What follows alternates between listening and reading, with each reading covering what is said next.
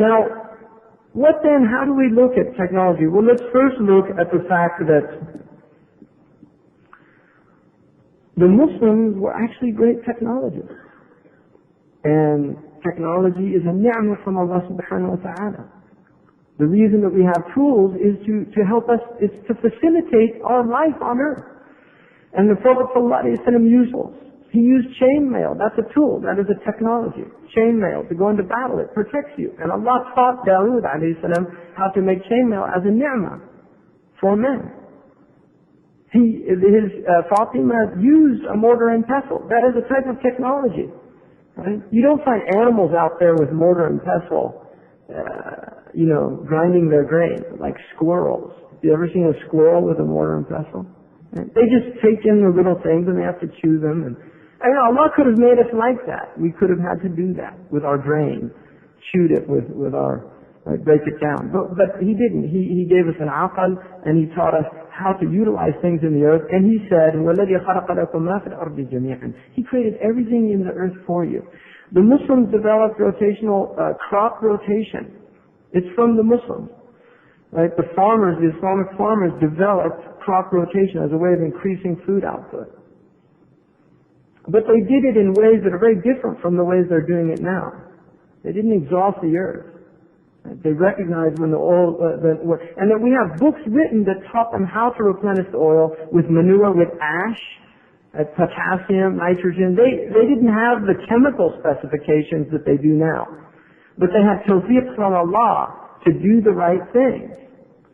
The Syrians had developed a system of glass blowing that in fact, and this is an example of early technology transfer, there was a truce made between the Venetians and the Syrians during the Crusades, and one of the stipulations in the truce was that the Muslims would teach the Venetians how to make glass. And they did this.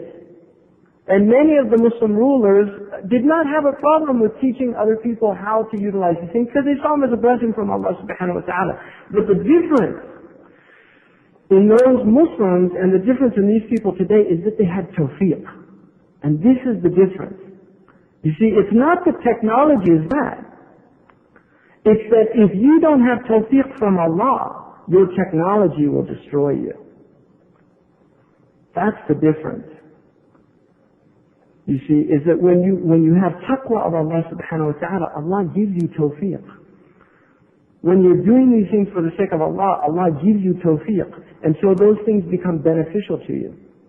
And most of the technology that we have now, although it's always a double-edged sword, there's no pure good and pure evil in this earth, according to our tradition.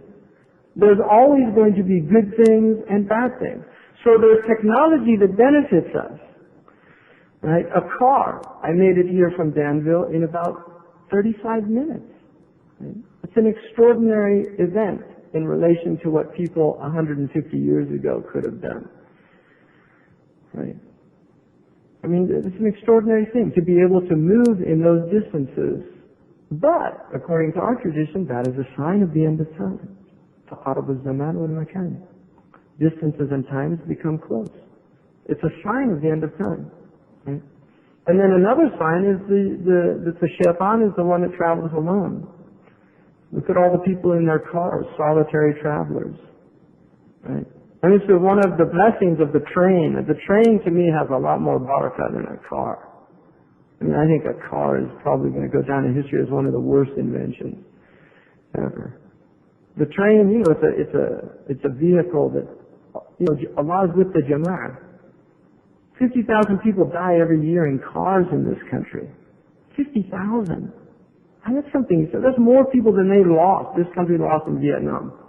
Well, every year in car accidents, mostly involving drugs and alcohol. Right? And I was in the United Arab Emirates, and I was telling a man about, we were having a discussion with a Syrian taxi driver.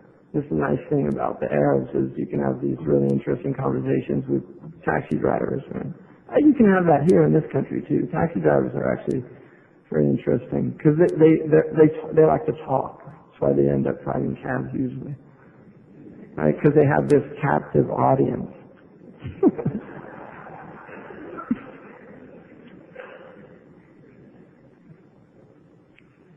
There was a guy that used to get on planes just so he could talk to people, because they'd have to sit with him for like 2 hours on a flight. I read about that in Newsweek or something. He ended up killing all these people. But anyway, I was telling him about the car and what a horrible, and he said, "No, wallahi ya akhi, hada baraka, hada shit," and boom, he hit a cat. Literally, I'm not making this up. He was telling me what a wonderful thing it was, and he hit a cat and killed it. And I just said, La ilaha illallah. And people say, well, it's just a coincidence, brother. I said it's a great way of proving my point, you know. Now, this idea of not having tawfiq is there in that ayah. وَلَا يَزَالُ الَّذِينَ كَفَرُوا تُصِيبُهُم بِمَا صَنَعُوا قَارِعَةٌ أَوْ تَحُلُّ قَرِيبًا مِنْ دَارِهِمْ. بِمَا صَنَعُوا, by what they make, they are afflicted. This is what afflicts them. And Fakhr al-Din al-Razi said it means جميع الكفار. Afflicts them all. Some say it was talking about how they treated the prophets. Right? But sana'u is an interesting word, because sana'a is to make things. Sani' is somebody that makes things, a tool maker. Now if you look at another important verse that uses the same word in the Quran, Allah subhanahu wa ta'ala says,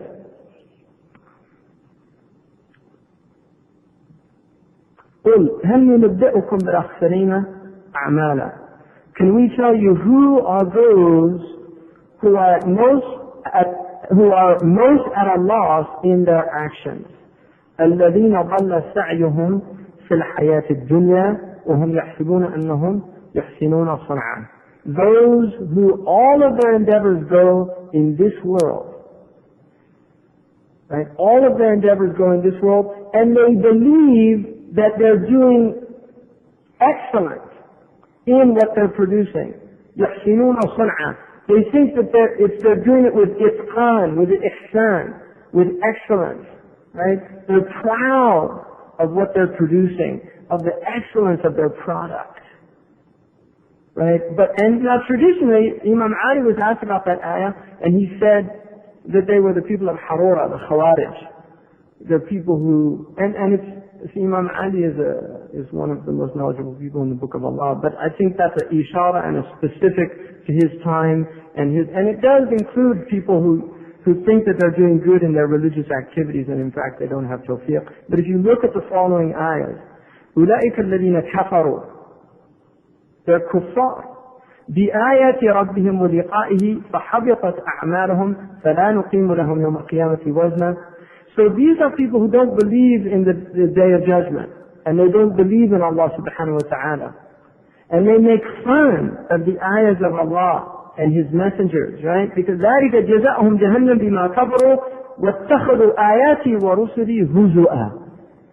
They think that Allah's signs and these things are some kind of joke. Now, another verse, which I think is very pertinent to our condition right now, is this verse in the Quran, Surah Al-An'am, in which Allah subhanahu wa ta'ala says, وَلَقَدْ أَرْسَلْنَا إِلَىٰ أُمَمٍ مِّن قَبْلِكَ فَأَخَذْنَاهُمْ بِالْبَأْسَاءِ وَالضَّرَّاءِ لَعَلَّهُمْ يَتَضَرَّعُونَ. That we have sent already unto peoples that were before thee, and we visited them with tribulation and adversity in order that they might grow humble. The ulama say that Allah afflicts people in order to humble them because they get arrogant. If they don't respond to that, if you looked at that Oklahoma in the picture of that, just look at that. That's something awesome. And the amazing thing to me is there were houses destroyed all around, and in the middle of them was a house that wasn't destroyed. In other words, you'd have all these houses destroyed, and in the middle of all these destroyed houses, there would be one that wasn't destroyed. And it's like, subhanAllah, it wasn't written for that person to lose their house. The ajab. And then, or it would stop right at a certain point, or there'd be one half of the house missing, and then the other houses down the road. They'd never seen anything like that in Oklahoma. They get tornadoes a lot. They'd never seen anything. And one of the Oklahomans that had grown up his whole life in that tornado alley, they call it, he said, if I hadn't seen it, I wouldn't have believed it. Where does that come from? Right? And also think about the tribulations in the heartland of America. And the frightening thing is that they don't happen in places where the people are actually much worse. Right? These areas like California. Really? I mean, every day I think, every single day, and I'm not exaggerating this, I think to myself, is this the day? Is the adab of Allah coming today? I'm not making that up. Every day in this place, waking up in this godforsaken hell called California, people doing the worst things, corrupting the world, Los Angeles, Hollywood, the media, the pornography. Right? I mean, their pornography last year outdid their mainstream media in sales. And they're not including what Islamically we would consider pornography. They're not including our films, right, which Islamically is the same thing. Right? And then